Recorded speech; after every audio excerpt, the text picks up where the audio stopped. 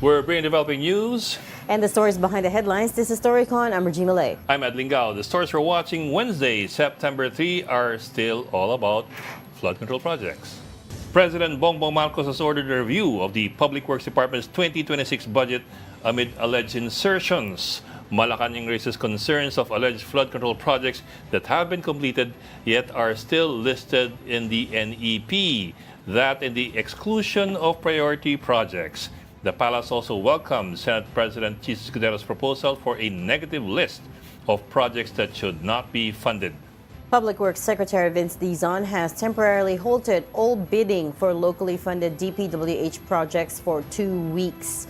Dizon said the pause is needed to develop safeguard measures against substandard and ghost projects. He also requested a lookout order from the Justice Department and Immigration Bureau against several DPWH officials and contractors allegedly involved in flood control anomalies. The Philippine Contractors Accreditation Board, or PCAB, has revoked the licenses of 9 construction firms owned or controlled by businesswoman Sara Discaya and her husband, Curly Discaya. The PCAB cited violations of procurement and licensing laws. PCAB said the companies engaged in simultaneous bidding for government projects despite being under common ownership. The case has also been endorsed to the NBI and DOJ for possible criminal liability. Meantime, the lawyer of the Discayas, Attorney Cornelio Samaniego III, says his clients have no plans of traveling abroad. This comes after a request by Public Works Secretary Vince Dizon for an immigration lookout order against them. Samaniego also confirms that Curly and Sara Discaya remain in the Philippines. The couple is among the contractors who bagged some of the biggest government contracts. Meantime, Sara's former political rival, Pasig Mayor Vico Soto, says the LGU is conducting a parallel investigation into alleged anomalous flood control projects. We're doing our own parallel investigations. Importante may managot. Hindi pwedeng pagkatapos ng ilang buwan, tatahimik na lang ang issue, tapos magkakalimutan na tayo. So on our end, we're doing our part. We're doing parallel investigations. We're assisting even national government agencies kung yung kailangan sa amin. The Senate Blue Ribbon Committee Chair Senator Rodante Marcoleta, claimed that some contractors linked to anomalous flood control projects have left the country. Marcoleta said the committee has only been dealing with company representatives with no commitment on when the contractors themselves will turn up. Other senators also warned that the absence of these key figures could hamper the probe. They're now pushing for an immigration lookout bulletin order against DPWH contractors tagged in the investigation. Dapat magkaroon ng lookout. And pag umalis ka, that is an admission of guilt. Flight means guilt. I have no information about it, but I support yung pag-issue ng immigration lookout bulletin, no, sa Bureau of Immigration. Meantime, the Senate Blue Ribbon Committee will also resume its probe into flood control projects on September 8, and the panel has sent subpoenas to several DPWH officials and contractors, including Curly Discaya of Alpha and Omega Development Corporation. And joining us today from the Philippine Star, Editor-in-Chief Ami Pamintuan. Hi, Ed and Reg and everybody. Happy Wednesday. Happy Wednesday. But wala yung ating ano? Hi, Ami. Wala yung ating... Oo nga eh. Oh, yung ating... Yung heckler niya. Ang ating heckler. Baka na sa baha. Hindi naman umulan. Mga uulan pa lang, hindi pa umuulan. Marami daw na-i-stress ngayon basta nag-umpisa ng umulan eh. Yeah, because the traffic has gotten worse. Right? August pa lang, malala na yung traffic. Konting ulan lang. It's parang EDSA is a standstill already. Wala ko yesterday, so what did I miss? Mukhang we're still all about flood control issues, right? Yes. We're finding out today. So right now, as we speak, Senate is holding its regular plenary session where bago naputol, Senator Tito Soto was talking about how disappointed he was at the Civil Service Commission for saying that, allegedly, that wala naman law banning government officials from gambling outside of office hours. Narinig mo yun, Ami? I think there's it a was, presidential decree. it was na. brought May up sumabit na dyan dati, remember, sa Ed, kapihan. several years ago, hindi ko lang matandaan kung sino yung female official na nakunan doon sa, sa one of the casinos, nakataas pa nga yung paa niya eh. Di ba, doon sa Silya? Hindi ko matandaan kung sino eh. Naging issue din yan yun na nga lumabas. Kahit anong oras, whether for leisure or during office hours, bawal yun. Yes, so that's what Nang na-settle yung issue na yan eh. That's what Tito Sen was talking about just before we came on air. That he was showing that there's several rules already, prohibiting government officials from entering casinos and gambling, whether or not it's their personal time or within work hours. Eh malala dito kay DE Henry Alcantara, it sounded like he violated both, right? He stepped foot inside the casinos multiple times, 2 to 3 times a month by his own admission, and during office hours pa, right? Fake pa yung ID niya. Fake pa yung ID. There's several violations in the... these guys Inibitahan daw have siya ng VIP. Sino kaya yung VIP na yun? Yeah. Tabok, Presidential Decree Hindi na pinangalanan 1869, the Charter of the PAGCOR states under Section 14.3b, no person under 21 years of age or students of any school, college, or university, and government officials connected directly with the operational government or any of its agencies shall be allowed to enter, stay in, or play at gambling casinos. That's PD 1869. Wala namang limitation dyan na Kung walang limitation, it means throughout yan. Also, Civil Service Commission Memorandum Circular 08 of 2001, prohibition against going to gambling casinos. Warrants that going to casinos can be ground for admin sanctions. Also, Department Order, DILG Circular number 2016-112 reminds local government officials, governors, mayors, councilors, etc. not to enter or play in casinos and warrants of disciplinary action or even removal from office. Yun pa lang yun. Wala kasing nasasampulan dito Wala pa tayong Kaya akala 6713 ng yung mga Code of tao, Conduct. tama Ay, nako. Oo nga. That's always the problem, Sa right? China, ganyan din merong prohibition. Pero pag uli ka, pag nakakainit-initan ka, talagang kulong ka or kung malala yung offense mo, you They can get disappear executed you. at papadala pa yung bill ng bala dun sa pamilya mo. Or Kababayaran sa'yo. Gawin naman kayo. or sometimes they disappear No, people. that's true. Right? I know. Nasa casino playing pala naman tayo kaya pinag-uusapan yung bala. Hindi, corruption ang pinag-uusapan natin Depende sa gravity ng corruption. So may ganun. So Kaya those are kailangan clear laws. may mga sampulan dyan and those are very specific laws and rules that mention casinos and government officials. Very Yeah. clear. Just like there are very clear rules against collusion in Ay, oo. bidding. And I don't understand why PCAB is only finding these things out now suddenly.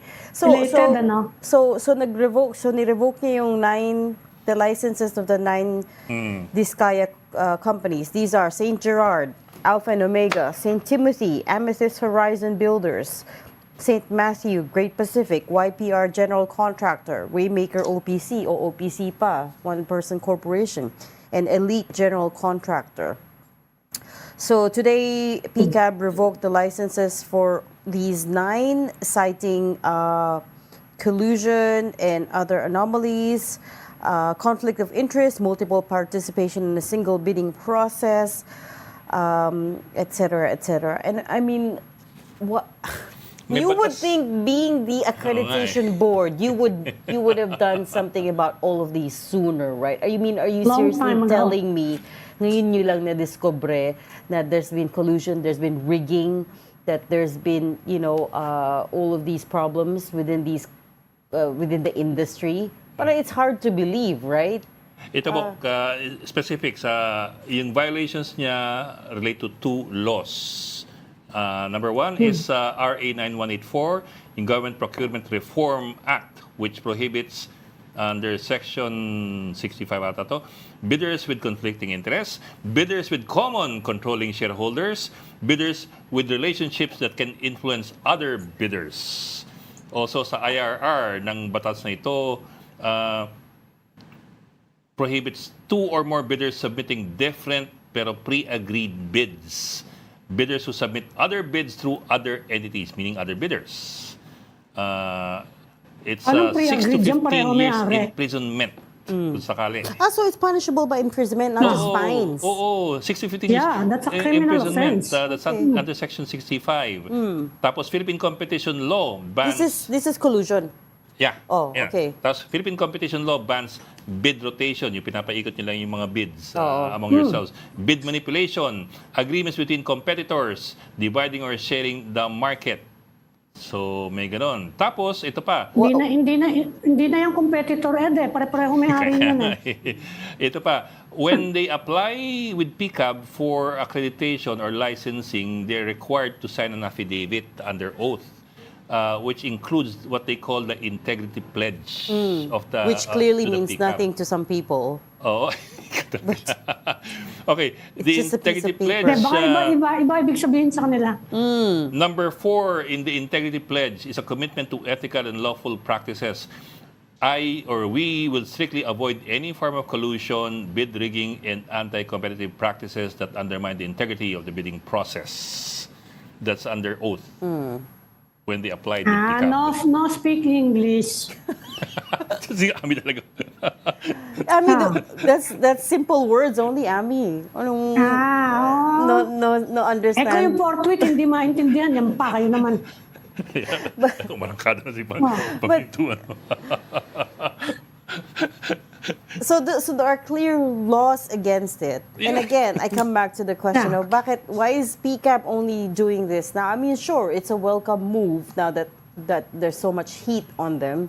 But I mean, really, is it believable that you didn't know about all of this? Plus, the more I speak to sources in the industry, they also say how difficult it is to get accreditation from PCAB. They require so much documentation. Maraming requirements. It's the red tape is super haba daw na red tape dyan and the bureaucracy in PCAB. At the same time, and these are, as far as I know, legit companies that, are just trying to join the bidding. On the other hand, you have these, to borrow, which senator was it who said, borrow the words of Paong Pin of the Makati Business Club. He said, the ones that win these projects are the shady fly-by-night operators, right? On the other hand, you have these operators that are... Di ang fly-by-night, laki-laki niyan, Lumaki sila because of the projects, right? But when they started out, they were not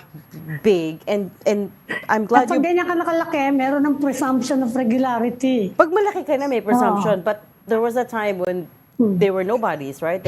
And by the way, I'm glad you brought that up kasi may na-realize ako there's also inconsistencies with... We already know that Sara Discaya has been lying about things, to put it mildly. In the Senate, for instance, she presented herself as just the representative of Alpha and Omega, when turns out she is part owner or controller of all these other companies. Pero remember that she was trying to present herself, no, I'm only here as CFO of Alpha and Omega. Anyways, sabi niya sa Senate hearing... Ito Ed, babalikan ko lang yung gambling. Noong September 2018, si Virginia Torres yun. She resigned as a Land Transportation Office Chief. Siya yung nahuli. Nahuli siya dun sa casino. Was she jailed? LTO chief yun. Was she jailed? Or wala? Nakunan siya na nakataas yung paa niya doon sa sa Syria, sa casino. I don't think that carries penal clause eh. Di ba? Parang wala namang penal clause yun. Baka admin sanctions lang yan eh. Hindi yata siya she resigned there. Hindi ko alam, hindi ko man namatandaan ko hinabol pa siya ng admin. But even if you resign, pwede ka habulin ko may penal clause. I don't think may penal clause yan eh. If ever sakali admin. Pero to Regis's point, I think ang argument na ginagamit ng PCAB, at least in their statement, was the testimony of Sara Discaya where she admitted na after so much hemming and hawing, she finally admitted na number one, they own or at least partly own the 9 companies, and number 2, sabay-sabay sila nagbibid except daw for at least 2 of the companies na binanggit niya. Pero otherwise daw nagkakasabay-sabay sila sa bidding. So that's a criminal offense. Exactly. That's a criminal offense already. And just on that basis alone, by her own admission, they can charge her. right? Yeah. Even with the St. Timothy, for instance, na pinasa nila sa niece sa pamangkin ni Curly Discaya, the lady went from 30 to 40,000 pesos a month in salary to suddenly having the paid up capital of 800 million. I mean, in what world does that happen? Baka nalo sa casino. Well, maybe. Baka kasama nila si D.E. Alcantara. But in what world does that happen that you have money to, put in capital for this company, for St. Timothy, without any involvement from the Discayas? Dito lang, no? nangyayari. Tapos yung empleyado nila, Sarah acknowledged that the supposed owner of, was it Amethyst Horizon, Was an actually their employee. Yes. Although hindi sinabi Yeah, kung kasi dami employee, yun. is he Meron what? tayong anti-dummy law. Tingnan nyo, haba-haba nun. That's what Senator Anti-dummy Jinggoy was calling them. Sabi niya, oh, dummy. So, dummy. Dummy. So, puro dummies pala yung sa companies nila. Tapos most of them have offices in the same building. If not the same building, just right across. Yung compound. Yung compound. Well, we found out Ang compound na ni Red. Naghabulan pa ng kotse kahapon. mukhang yung compound extends to the across the road sa tapat. Mukhang sa kanila Yeah. din because there were other reports that cars were entering the other side of the street. Oo nga. Kasi nga, hindi ba sabi ko niloloko nga ako dito? Kasi daw baha dyan sa kabila.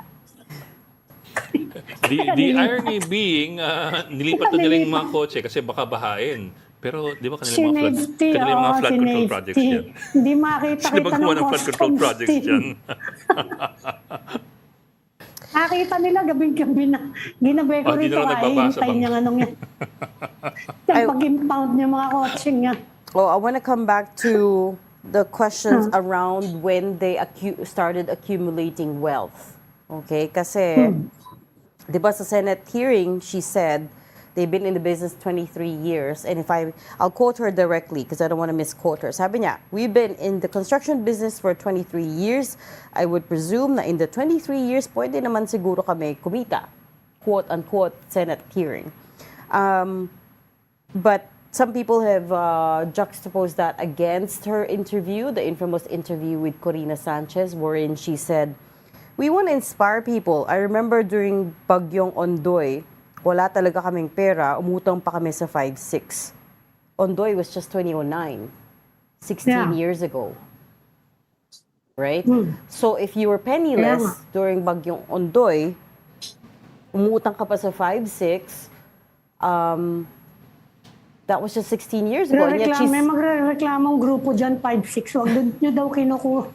But anyways, Pag daw sinasabing everybody 5-6. knows what 5-6 means. But anyways, she claims 23 years na sila in the business, pero yung 5-6, as of 2009, ikaw 5-6 pa siya. And then, again, she says they started joining DPWH projects in 2012, but they only started cornering flood control projects in 2016, not even 10 years ago. Right? Bilis, ano? At sinong nakaupo nung 2016? That's right. That's why I guess hindi na nag-follow-up question si Senator Bato. Oo nga. But, and the person also at the center of this, whom we're waiting to hear from, is former DPWH Secretary Mark Villar, right? Who's been, DPWH. astoundingly silent on this issue. And today he's... Definitely silent. Deafening silence. Oo, because... Pag nagsalita naman siya, sasabihin naman natin, bakit ka ba nagsasalita dyan eh? Baka sumabit ka. Hindi ba? Well, no Kaya naman. kaya hinihintay natin, ewan ko kung any indication today, kahapon may mga chismis na kung sino yung magiging independent panel yung ginagawa ni President Marcos. Dapat talaga bilis-bilisan na niya yun. Sinong narinig mo, Ami? Yeah. Ang nag-float kahapon na mo sa Mayor Magalong. Correct. Yeah, we heard that too. Kahapon yun. As the lead for the... Pero ngayon, wala pa nadadagdag as of now. Marami siguro syempre, you need to define pati yung yung parameters ng authority niyan eh. Ano ba yan? Quasi-judicial ba yan? Can they summon everybody? Can you summon a congressman or a senator? Di ba? Dahil it's tied up with the budget with the budget insertions And there's the very big possibility na yung mga contractor, ituturo yung mga congressman. Anong gagawin yan pag ganun? Di ba? Yeah. Magtuturo nung ngayon sinabi ni Chairman George Garcia ng COMELEC, 3 daw dun sa 15 contractors, nakalagay sa statements of contributions and expenditures Correct. ng ilang kumandidato ngayong taon. So, Ng midterm elections. Si Lawrence Lubiano, who is the president and I guess the owner of Centerways Construction, which is one of the top 15 contractors, Contributors. no? Yeah. Si Lawrence. Although yan, declared yun yan, no? Correct. Ni Senator Chis Escudero. Yes. So Lawrence- He declared it in his OSEC. He declared it, yes. And then Lawrence But the yesterday. name of Lawrence, not Centerways. Yes. So Linawin Lawrence. natin yun. It was Lawrence Lubiano. Lawrence at the House hearing yesterday admitted that he Yeah. donated 30 million pesos to Senator Chis Escudero's campaign in 2022, but his defense was he was doing it on a personal capacity. That was his own personal money. Yeah. Ay, ang sinabi nga ni Chairman Garcia sa atin, di ba, remember, we interviewed him. Sabi niya, actually, dun sa rules naman walang pagkakaiba yung contractor. Kung contractor ka, Exactly. and you're the owner, you're the executive, hindi daw pwedeng magkaroon ng personal and I don't understand what's so difficult to Yeah. understand about conflict of interest here, because later on, during an impromptu interview with reporters in the Senate, sabi din ni SP Cheese was also a bit defensive about that, saying, I did not help Yeah. him plan any projects and, magkaibigan nga kami and so on and so forth. But, I mean, You're talking what's- kasi about conflict of interest. but what's so hard to understand about that? Whether you're... Everybody Whether agrees that's that whether that's your own money or the company's money, it doesn't matter, right? There are rules around it for a reason, and that is to prevent corruption or any semblance of impropriety. So, anong mahirap intindihin doon? I think everybody agrees that it's improper.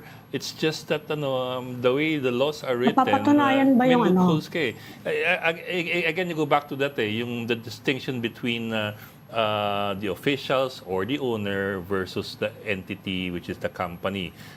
It's been a long time debate. But, yeah. Even sabi ni Chairman Garcia, hindi daw niya palulusot. that's his personal opinion. But he has to get a vote, I think. Whether from, the Anbank will decide Anbank. the same way is different. You're right. Kasi we've had that discussion for several years already. And in fact, just a few months ago, si former Commissioner Louis Guia was again reiterating that na ang problema dyan, it's still a loophole that has to be plugged and has never been plugged. Lusot pa rin Depende yun. siguro yan sa doon sa exposure mo doon sa company, Ed. Halimbawa, if it's a publicly listed company, stockholder ka lang naman, gaano ba kalaki yung shares mo? Kung ikaw yung controlling, may sabit ka, di ba? Hindi mo pwede sabihin personal ko lang yan. Pero kung talagang nag-invest ka lang, maliit ka lang ng mga investor, pwede kang abay, ano ko dyan, marami kong I mga hate to sound kumpanya, like a meron ako lawyer, investment, I'm a stock player. No, but Pwede mo Pero sabihin yun, I'm a Indian stock kasi player yan and I want to contribute to this person. no. But the Depende question kasi is siguro sa who signed the exposure mo. contract. Is it the company that is contracted by the government or is it Yun pa isa. the person Oo. who was contracted Saka with the lalo na government? kung halimbawa ka pareho Centerways, it's based in Sorsogon City, Sorsogon, which is the turf of the person na nag-contribute ka. no, but And hindi sila position to exercise suasion on projects, di ba? Doon sa lugar na yan. But see, COMELEC Chair Garcia has already, as Ami said, spoken to us about this. And sabi niya, they have Yes. the leeway. He believes they in COMELEC have the leeway to interpret it like this. Yeah. Right? He believes na, yes, they have some room to interpret it like that. Especially if your own personal source of wealth is tied to the company. The company. I mean, how else would you distinguish that, right? No, that's the company, and this is me, the personal, the individual. If he has the leeway, he said that more than a week ago already. He hasn't done anything about it. Nag-investigate pa daw sila. Ano ba yung investigahan mo doon? They're going through They're the 2022 paper. They're backtracking through the 2022 sources. Hinahanap pa nila sino yung nag-contribute to the politicians. So far, we know there's at least 3 contractors in the top 15 list who have contributed to to the candidates. Hindi natin alam at this point exactly who the candidates are. 31 na daw. 31 candidates. Nung isang araw, sabi niya 31 contractors. Hindi lang yung 15, hindi lang yung within the list of 15. Okay. So 31 contractors na ang nakuha nila na nag-contribute specifically to national candidates in 2022. Oh, there you go. Sinabi niya yan, yung budget hearing ng COMELEC. Actually, the other question then that begs to be answered is, is there anything that bars congressmen from still owning contracting companies? There should Meron be yun rules around that. Yung anti-graft. Yeah. Sa Isn't Anti-Graft there? and Corrupt So, Practices Act and sa Code of Conduct. So you Meron mean doon. you mean all congressmen are No, hindi. You can own, but you don't own. Hindi ka pwedeng kung kumpanya mo yon, it cannot deal with the government agency na may say ka. Ha? O yun, ganon. Hindi pwede yung ganon. So kung may-ari ka ng construction company, DPWH official ka, hindi siya pwedeng mag-bid dun sa... Although, sinabi sa atin ni Manuel Bonoan, walang di ba? Walang ganong... Hindi, customs pala yung sinasabi ko.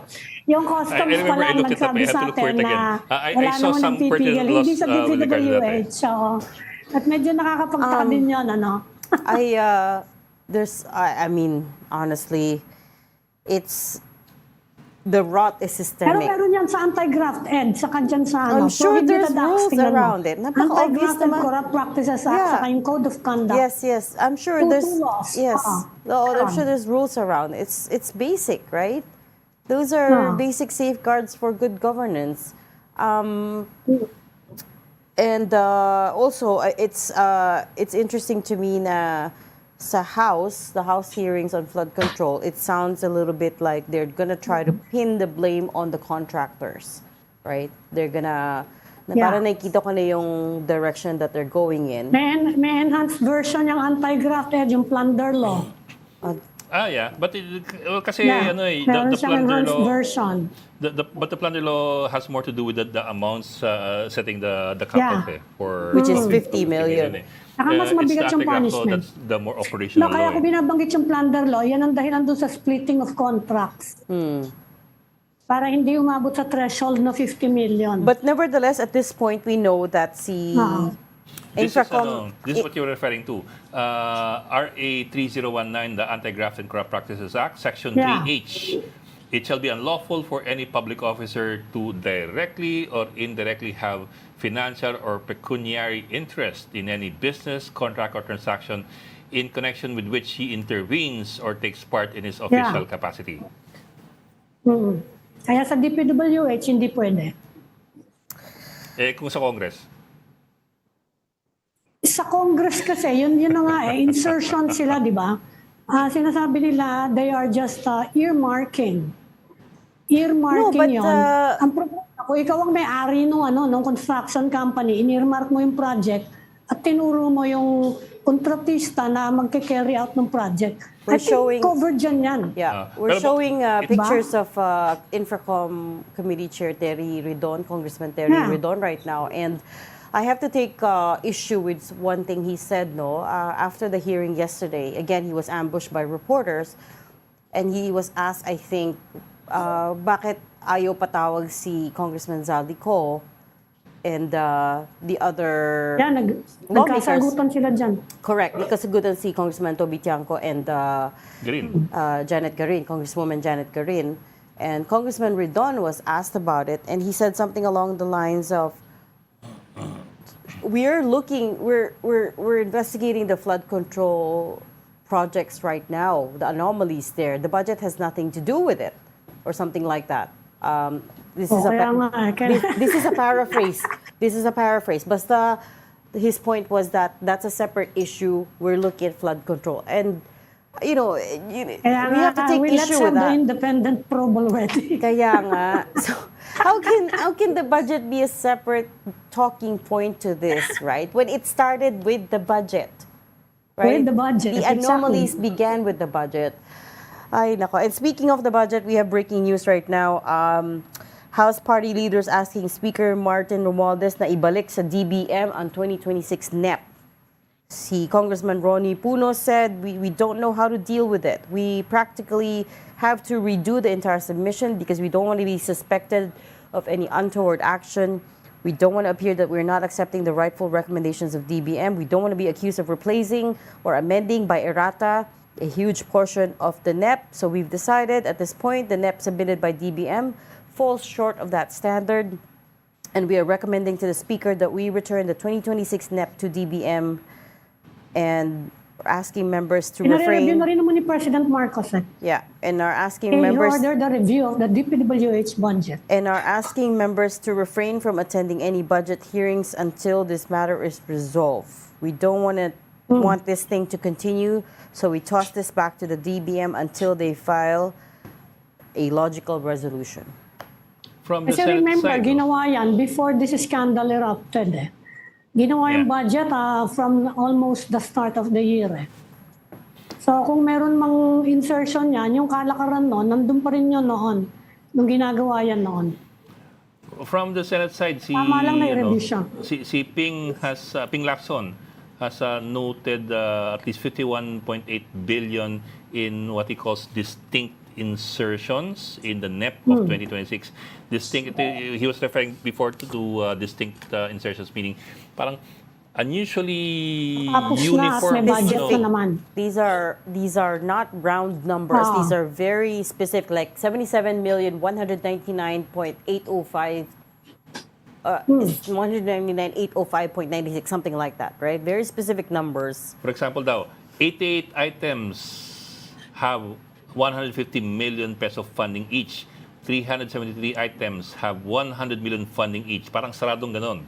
11 items, 120 million funding each.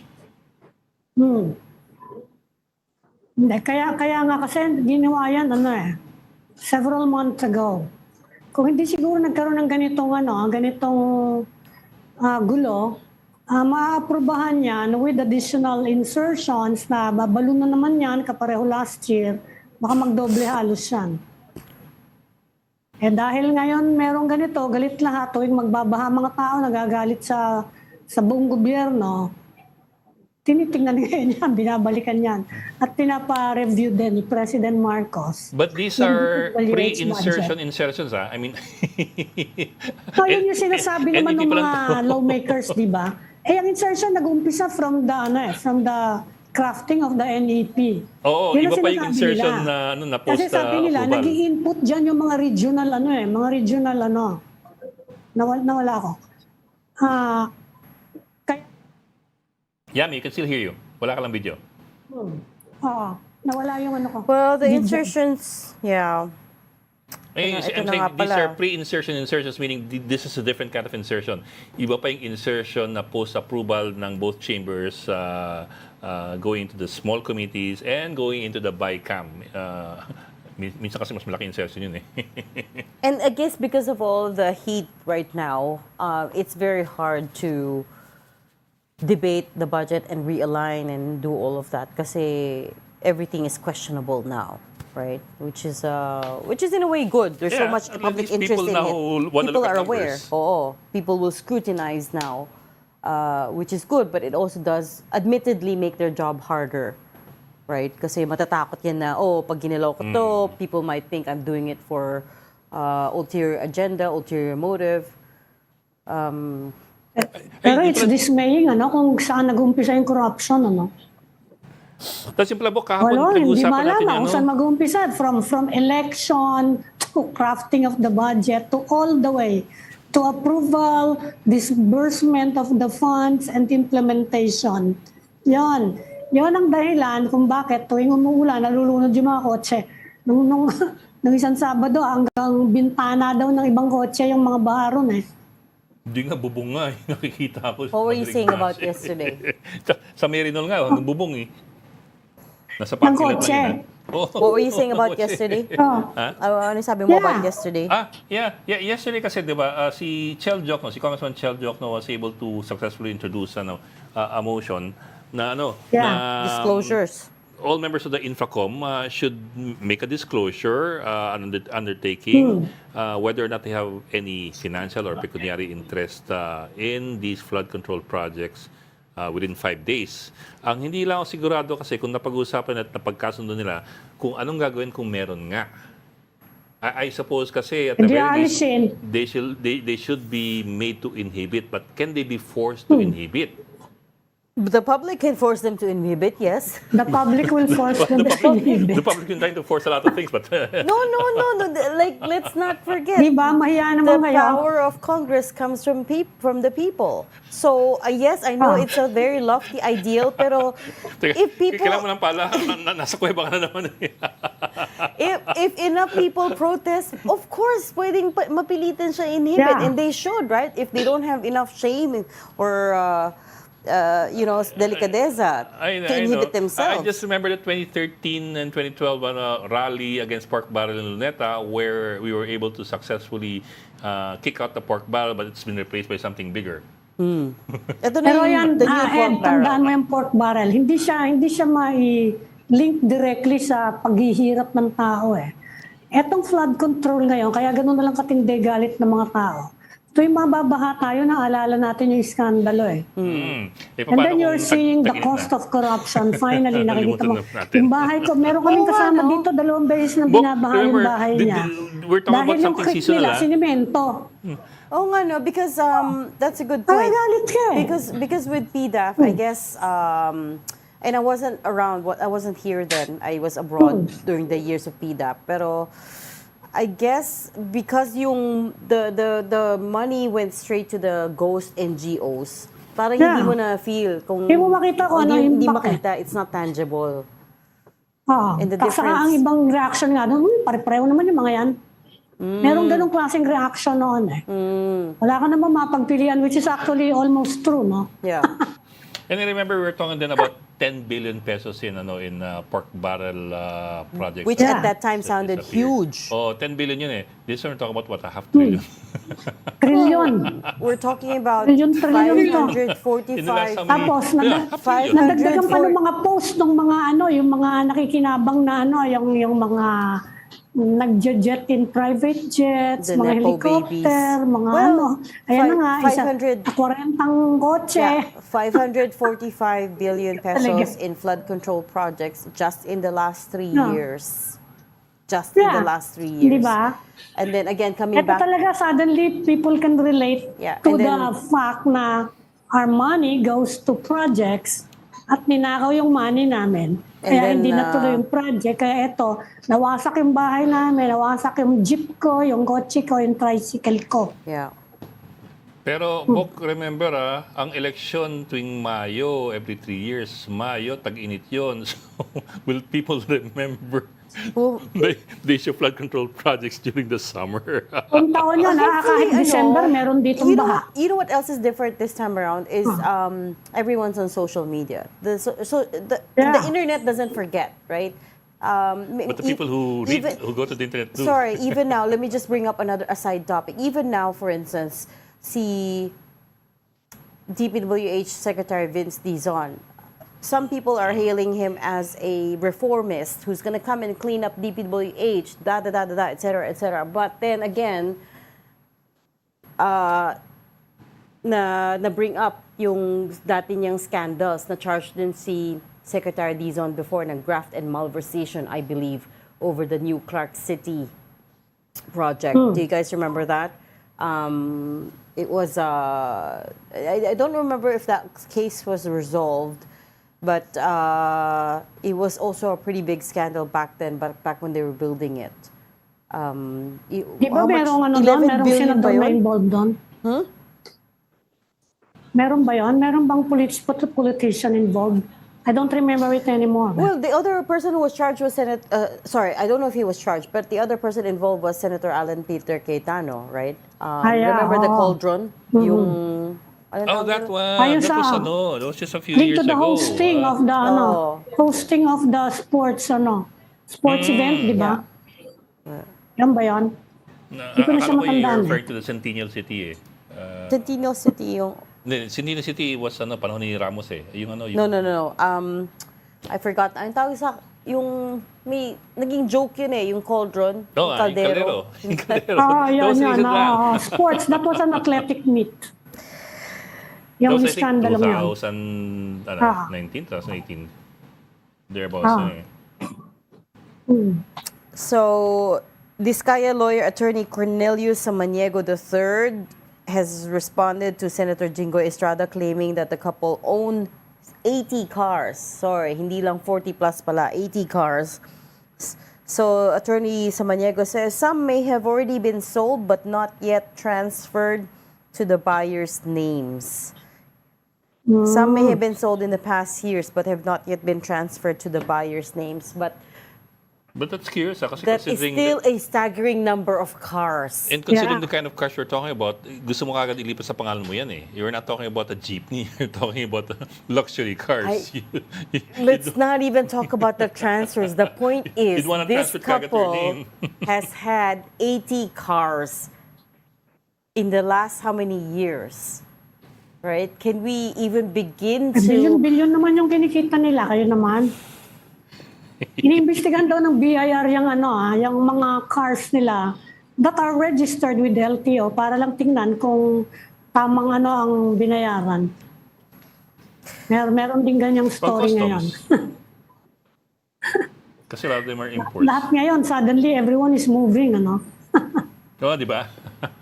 Biglang sisipag ng mga tao ngayon, no? But, sorry, I can't get over it. 80 cars. 80. And also, when she was asked sa Senate hearing why she needs 28 cars, remember Apat daw ang what anak niya.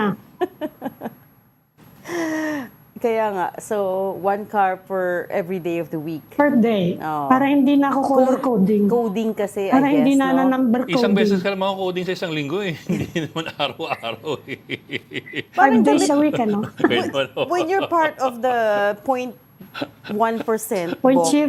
0.01%, parang damit, 0.01 parang na yan, damit sobrang lang taas din na yan. yan. Number coding meron tayo, wala tayong color coding. Parang damit lang din yan. You need a new outfit per day of the week. Color coding sa flood control. Sa flooding. These Flood amounts- rainfall alert pala. These amounts are Color staggering. So merong, kung may OOTD, merong COTD. Car of the day. Car of the day. Car of the day. Grabe, no? These amounts are so staggering. I can't wrap my head around it. Actually, even if I don't know, but even if you say na walang irregularities or anomalies, the fact that you earn billions from government projects that are not delivering, parang Hindi ka ba makakonsensya? parang Ganon. something wrong there. Yeah. Diba? And parang we're always running out of money. I mean, as far as the government is concerned. Ina-admire nga sila sa mga post nila, yung mga pinagmamalaking kayamanan, ina-admire. Dami nilang admirer. Ngayon na lang nagalit mga tao ng binaha. Nung nililink sa baha.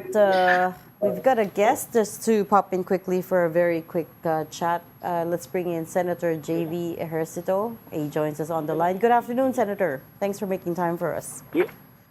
Hi, Yes, Senator. good afternoon. Good afternoon, sir. Good afternoon, Ed, Regine, and Aming. Magandang hapon sa inyo. Good afternoon. Hi. Good afternoon, sir. Sir, anong tingin niyo sa sa mga naungkat so far, are you satisfied with the findings and the action? Actually, I want to go further pa nga. Are you satisfied with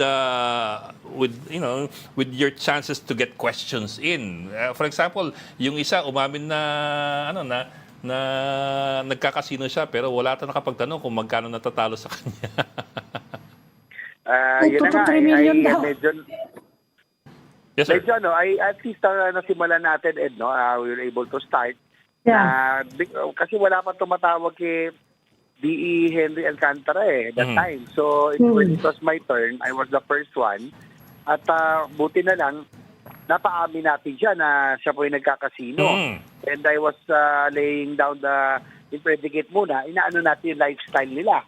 Noong mga nitong officials belonging to the notorious district in Bulacan, no, yung kanilang engineering district. At mukhang inamin niya at kino-confirm niya na talaga nagkakasino sila, tulad kasama si Bryce Fernandez, yung DE na ngayon, at yung iba pa.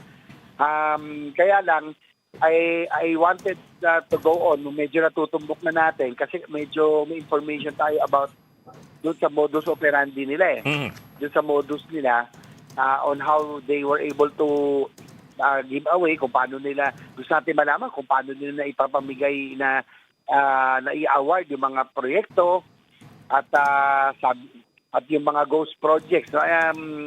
Ilan lang naman pala yun, no? Kumbaga sa ilan, kaya lang naapekto ng buo. No? Halimbawa, may 100 projects, siguro ang ghost projects yan, mga 3 lang o 2, pero ito yung talagang pinipera nila.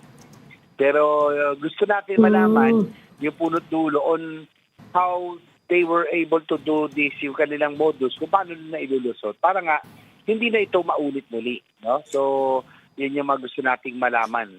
And hopefully, matuto natin yung ginagamit na yung meron tayong information at in-house na raw po ito, yung kanilang sila na mismong gumagawa, sila nagde-decide, minsan hihiram na lang po yung lisensya ng mga contractor. So gusto natin malaman talaga yung buong modus para matigil kasi kawawa dito yung mga yung maayos na contractor at maayos sa mga official. I think na nasira ang lahat, no, dahil po sa kanila. When he was pressed in the House hearing yesterday, Senator, si D.E. Alcantara admitted that he was negligent in all of this, that he didn't go and inspect some of these projects. But I mean, so now he's feigning negligence. I personally find that hard to believe na parang he was saying that, ang dami kasing paperwork, ang dami niyang pinipirmahan, and some of these projects hindi na niya napupuntahan. Is that what does that sound like to you? Well, siguro yan yung kanyang ginagawang no, yung kanyang narrative na negligence. But I think it's deeper than that. Hindi lang ito negligence. Talagang sa tingin ko, yung pong mga ghost projects that were undertaken were really meant to ito yung sinasabing pang sports, talagang tinitera po talaga nila, no? And I think the industry knows, yung mga ibang DE, yung ibang contractor na talagang naging notorious na rin itong masyado this particular district in district office in Bulacan. And I would have wanted to propound more questions so that we could already get to the bottom of it at malaman talaga yung modus nila.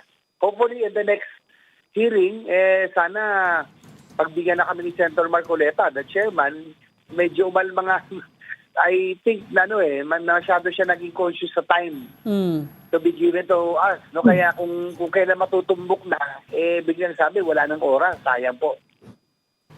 Senator, kahit nakakailang session pa lang kayo, marami nang na-unearth actually ng mga detalye. Saka yung ibang previous reports, meron na rin.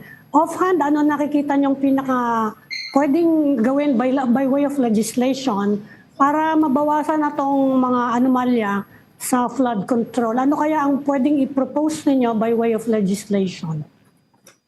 Well, actually, alam mo, Ami, Regine and Ed, meron po akong yung Senate Bill number 2, yung pong final ko po na legislation, final ko rin ko to noong 19th Congress, is the Master Plan for Infrastructure and National Development, no?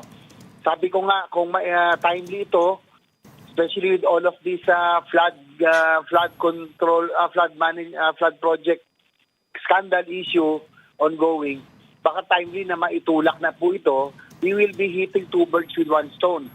Ang plano ko po dito, na magkaroon ng comprehensive master plan for all infrastructure projects, lalo na po yung mga big ticket items, so yung railway system, airports, mga energy at lahat pa, at ikasama na rin po ang water management at kasama ang flood control, no?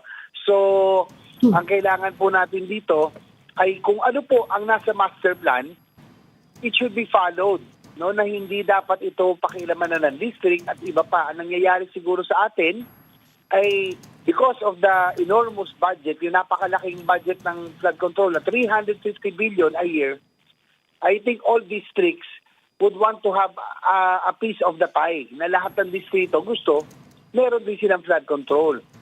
Dapat po kung sino ang flood-prone provinces, common sense tells us, dapat ang bulk ng proyekto dapat doon po mapunta.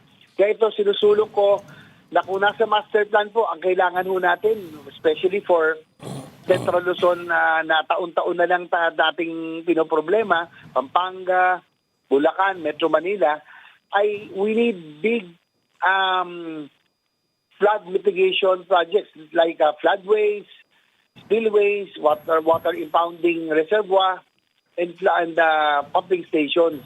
Hindi po nangyayari kasi po pinaghahati-hatian po yung pondo, nangyayari po para slope protection, drainage improvement, and the like. So, hopefully, kung maipasa po natin to, kung ano ang nasa master plan, masunod po natin and maiiwasan na rin po natin itong mga ganitong occurrence, no, of ghost projects and yung mga proyektong pinagpatsi-patsila lamang dahil pinaghati-hatian na po.